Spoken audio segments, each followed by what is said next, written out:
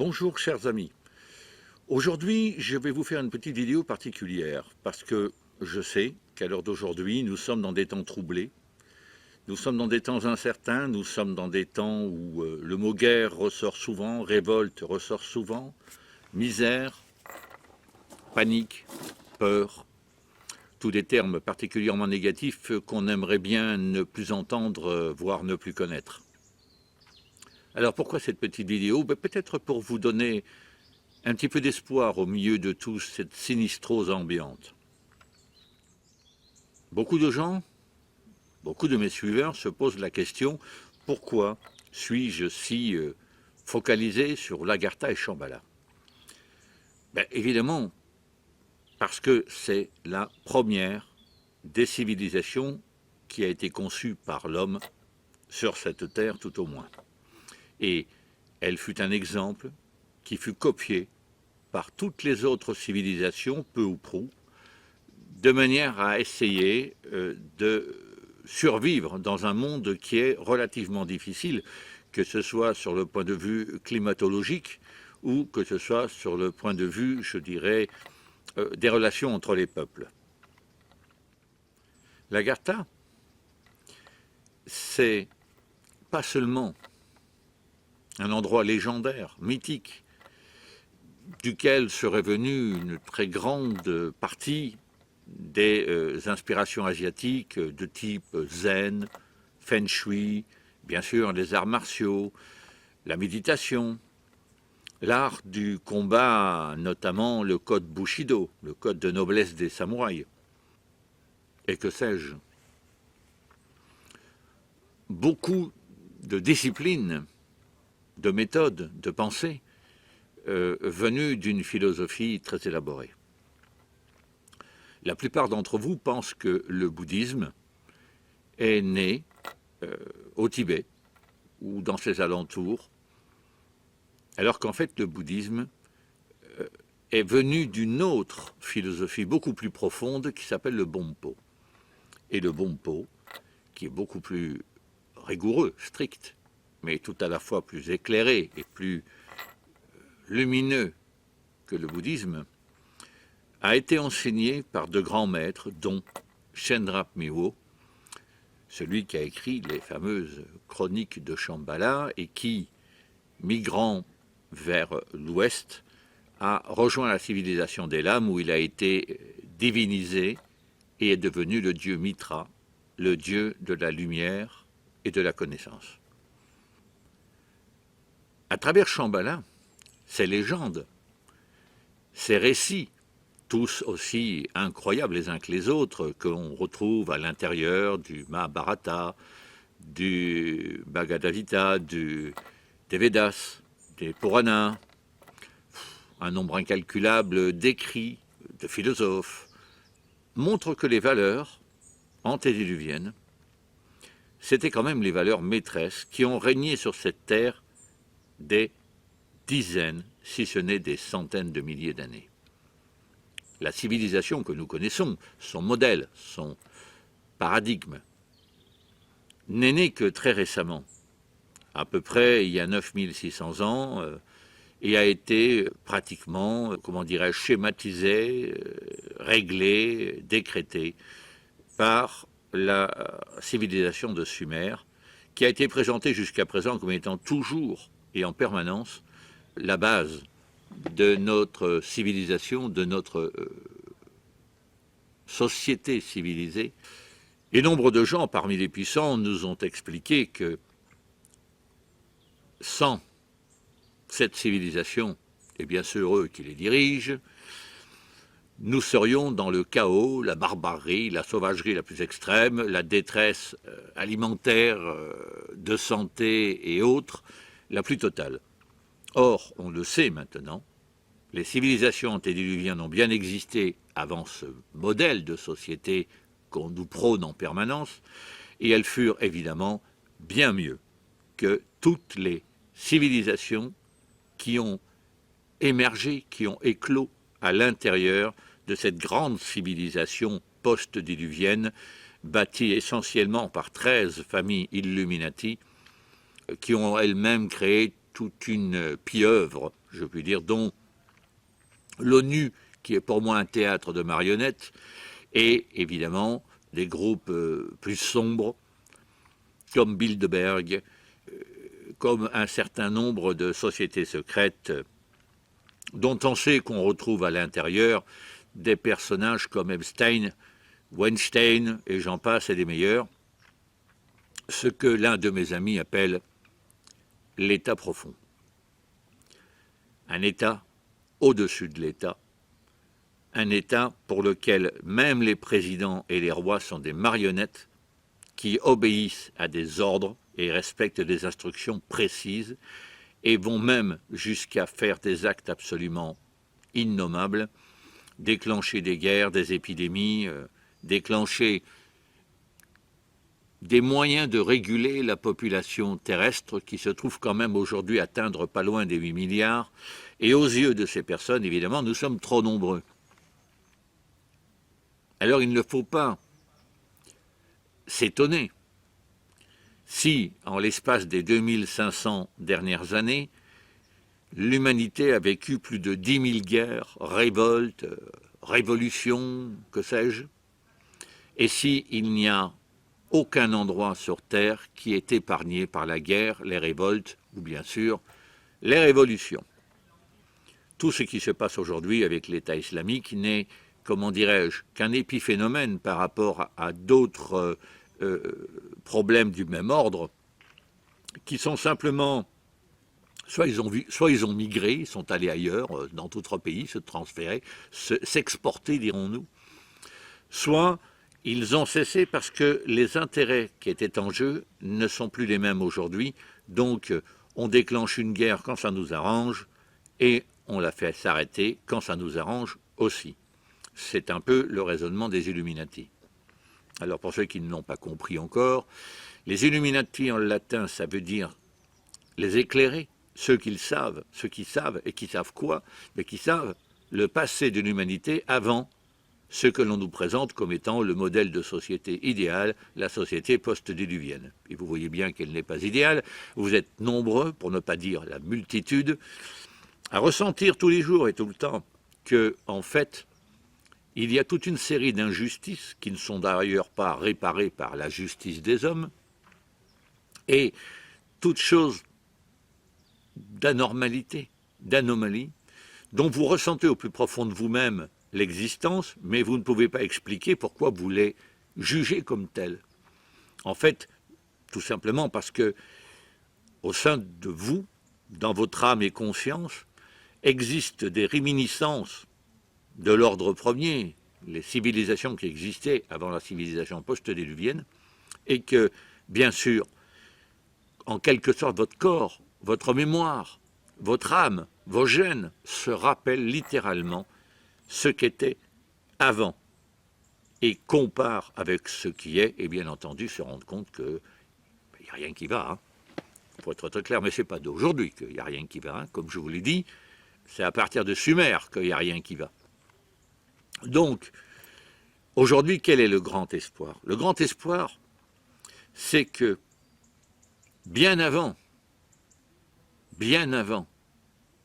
que, je dirais, l'islam existe en tant que religion, en tant que prophète, Mohammed, bien avant lui, des milliers d'années avant lui, et non pas quelques milliers d'années ou le tout début du premier millénaire de notre ère, comme veulent bien le faire croire certains philosophes plus ou moins à la botte de nos amis les Illuminati, existait une prophétie. Cette prophétie a prédit clairement que, à un moment donné de notre histoire, l'Agartha et Shambhala se réveilleront, renaîtra, réexistera. Pourquoi?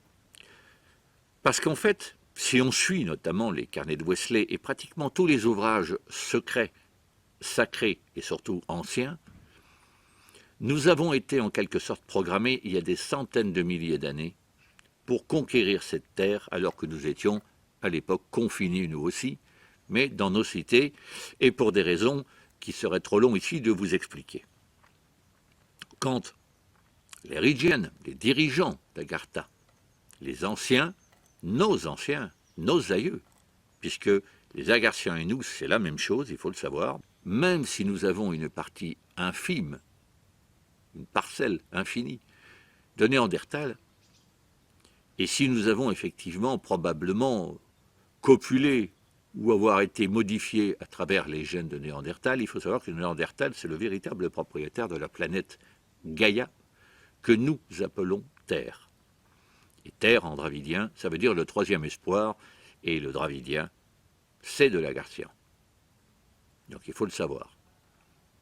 Et le dravidien était parlé par, notamment, et est encore parlé, mais plutôt en langue sacrée aujourd'hui, par les Tamils, les Tamouls, du Sri Lanka et du sud de la péninsule indienne.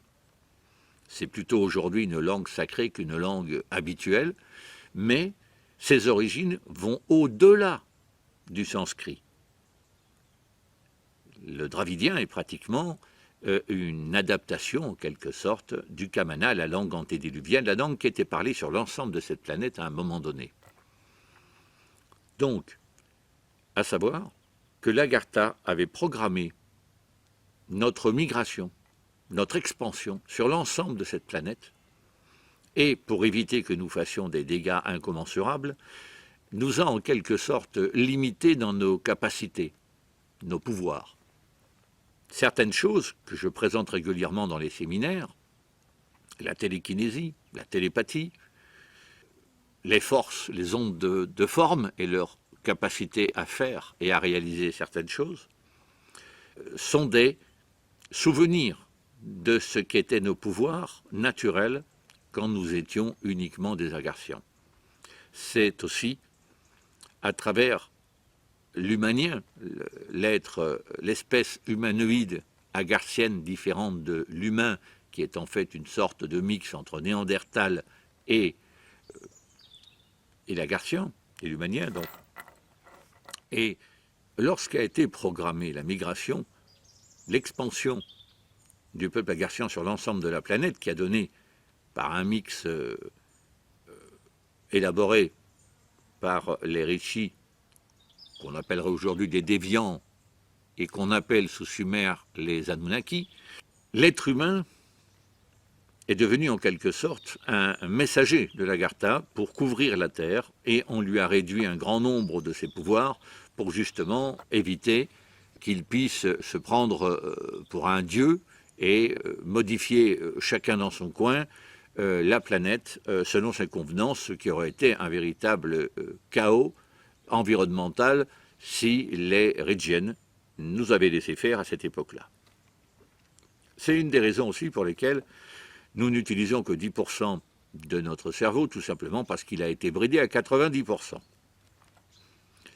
Et certains de nos pouvoirs, que nous ne maîtrisons plus aujourd'hui, mais dont nous connaissons l'existence, la télékinésie, la télépathie, et dans certaines sciences, les ondes de forme et leur capacité à faire et à réaliser certaines choses, sont notre héritage direct de ce peuple d'Agartha.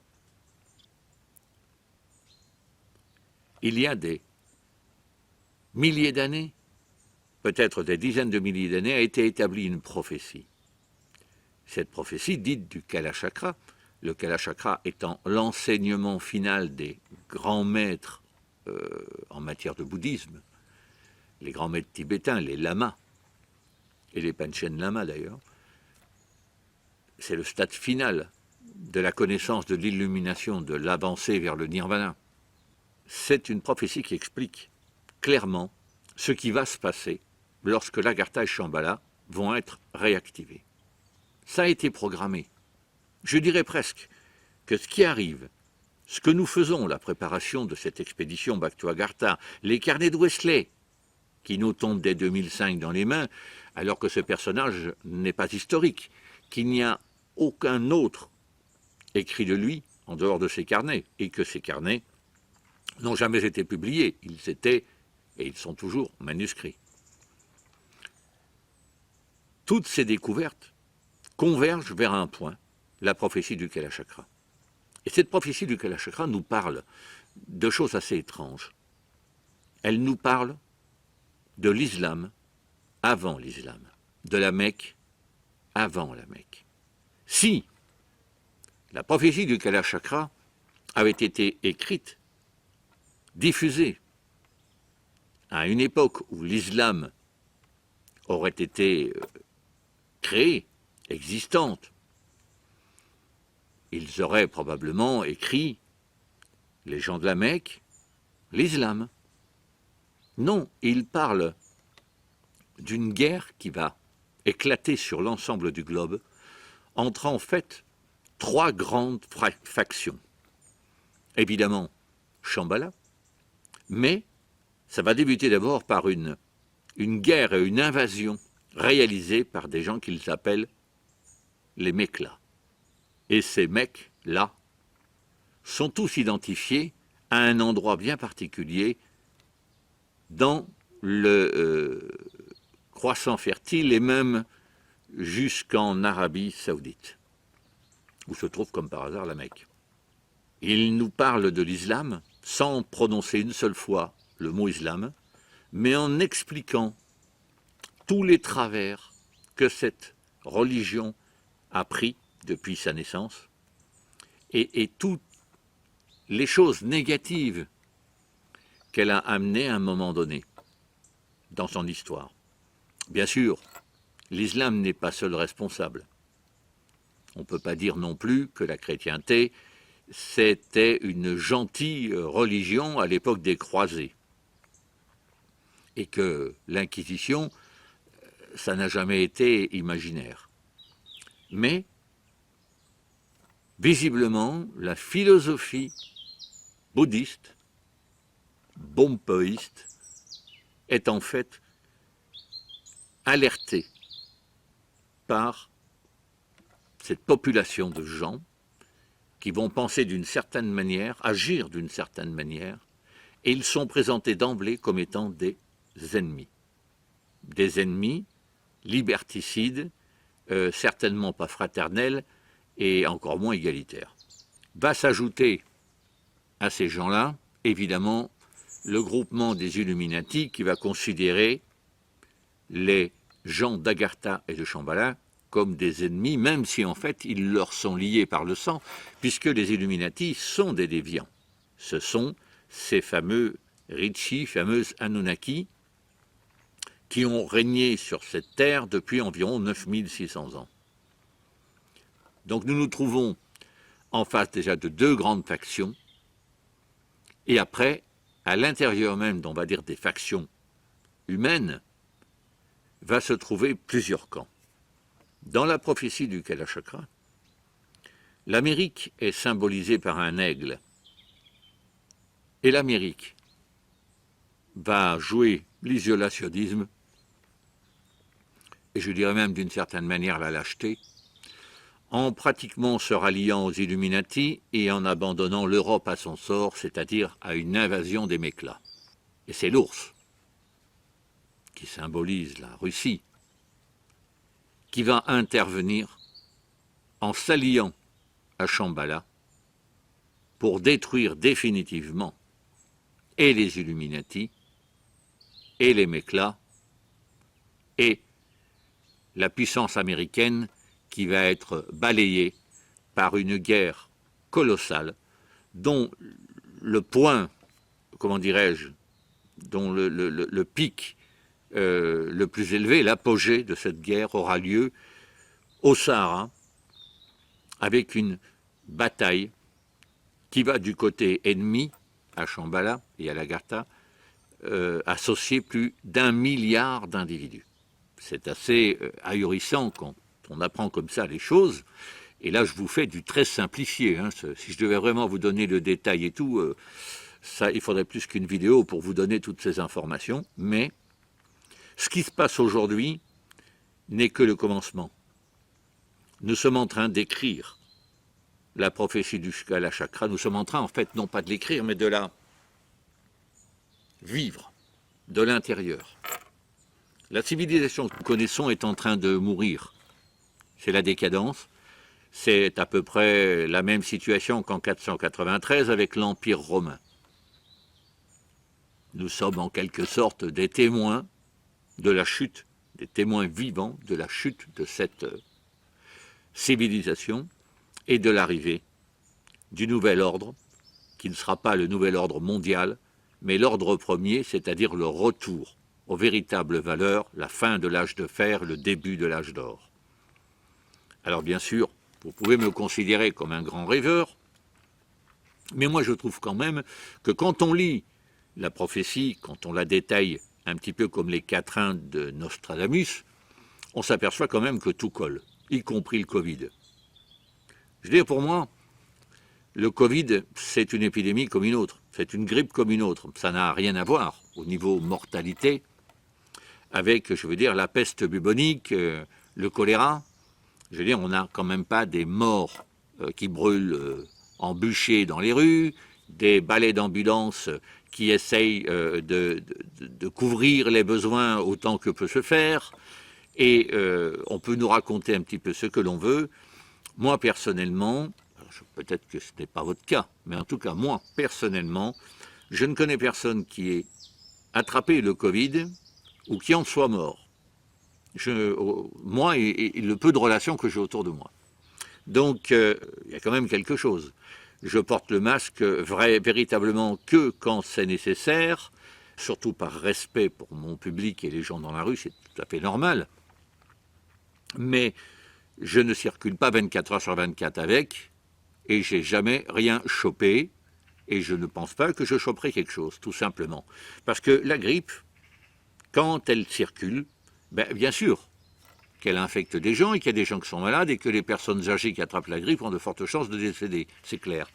Mais enfin, nous sommes, il faut être un petit peu raisonnable, dans une proportion où le nombre de morts en France, c'est quand même pas non plus les centaines de milliers de gens qui sont morts à la peste de Marseille ou, je veux dire, dans d'autres endroits.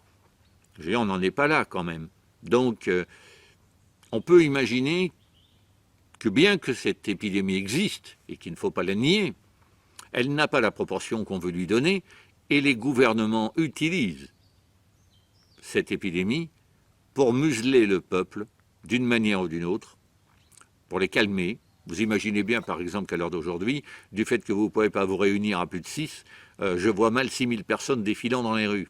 Alors en plus, je vois encore plus mal les policiers filer 6000 amendes dans la même journée à 6000 manifestants. Hein. Soyons sérieux. Mais, je veux dire, on voit bien qu'il y a comme une dernière carte, dernière tentative du nouvel ordre mondial d'essayer de contenir ce qui ne va plus pouvoir être contenu. Il faut être très clair. La prophétie est en train de se réaliser. Tous ces attentats, toutes ces choses qui se passent dans le monde. Vous ne savez pas me dire, à Vienne, que c'était des caricatures qui ont motivé les attaques. C'est très clair. C'est une attaque en règle entre deux civilisations et deux cultures et deux religions. Mais c'est beaucoup plus loin que ça. C'est une guerre sans quartier, sans pitié, entre deux conceptions de civilisation. Celle qui existe et celle qui a toujours existé avant celle-ci et qui est en train de revenir en force. Il faut être très clair. Alors en quoi devons-nous être positifs, heureux? En quoi devons-nous avoir de l'espoir? Tout simplement, ça prouve que maintenant, les mythes, comme les mystères, n'ont jamais été quelque chose d'imaginaire, mais quelque chose de bien réel. Après, c'était peut-être réservé dans la transmission à une élite, pas forcément une élite au sens du nouvel ordre mondial, disons des gens plus à même de comprendre les tenants et les aboutissants. C'est pour ça que Lagartha et Shambhala avaient divisé le monde en deux individus, en deux types d'individus, les mystiques, ceux qui savaient, qui étaient enseignés, qui étaient détenteurs des secrets et qui devaient les diffuser le plus intelligiblement possible, au deuxième type d'individus, les communs, ceux j'allais dire, qui sont de la vie quotidienne et pour lesquels tous ces mystères, tous ces mythes sont des choses qui sont relativement peu compréhensibles et pas forcément atteignables au sens qu'il faut avoir quand même un certain enseignement pour arriver à bien comprendre les tenants et les aboutissants de tout ça. Mais une chose est sûre, le monde est en train de bouger, la civilisation va s'effondrer, celle-là va s'effondrer, l'ordre premier est de retour, il arrive rapidement. Et ce qui est intéressant dans Back to Agartha, c'est que cette expédition vient se mettre en connexion complète, en convergence complète avec le reste de ce mouvement historique. Et si l'on en croit Wesley, notre arrivée là-bas sera le point de départ de cette révolution mondiale où l'humanité va se réveiller, prendre en main son destin, mettre un terme à ces injustices et à cette civilisation et réintégrer l'ordre premier, l'harmonie, la stabilité et bien sûr toutes les valeurs antédiluviennes que l'on voit inscrites sur nos frontons mais qui n'ont jamais été appliquées nulle part dans cette civilisation. Quelle liberté, quelle égalité, quelle fraternité.